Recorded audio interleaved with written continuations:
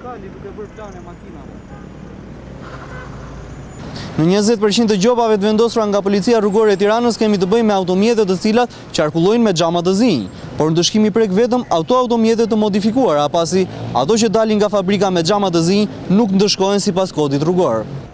Të paktën kështu duhet të jetë sipas ligjit, por në realitet ka ligj, ka edhe policë. Këta të fundit ka nisur me aksione të gjobisin edhe ata drejtues mjetesh që i kanë bler makina të prodhuara që në fabrik me xhama të errët. Por kësaj radhe argumenti i gjetur nga policët është fakti që nuk e kanë të specifikuar këtë në lejen e qarkullimit. Abuzimi nga vetë uniformat blu, që në rastin më të mirë është bërë nga mosnjohja e ligjit, ka detyruar ndërhyrjen e Ministrisë së Transporteve te Ministria e Brendshme. Në këtë letër të siguruar nga Agon Channel, Drejtoria e Shërbimit të Transportit Rrugor shpreh shqetësim për këtë fakt dhe kërkon të informohen policët që kodi rrugor nuk përcakton që të shënohen në lejen e qarkullimit pajisja me xhama të errët. Përgjatë 2 muajve të fundit, Policia Rrugore ka penalizuar me gjoba të paktën 4500 automjete me xhama të errësuar.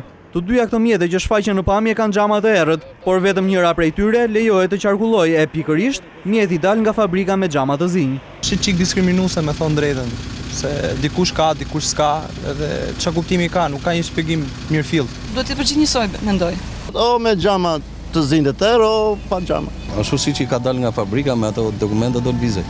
S'mund të ndryshojmë në fabrikën. Nisma kundër xhamave të errët nisi me motivacionin për të shtuar sigurinë në rrugë, me argumentet se personat në kërkime kishin më të lehtë të fshiheshin. Por disa muaj më parë, Ministria e Brendshme nisi hartimin e një projekti sipas të cilit çdo kush që dëshironte pajisjen me xhama të zinj do të paguonte taksa disa herë më të larta.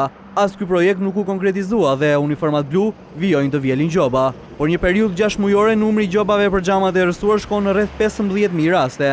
Dënimi për këtë shkelje varion nga 5.000 deri në 20.000 lekë dhe vlera e gjobave të vendosura përllogaritet në afro 200 milion lekë.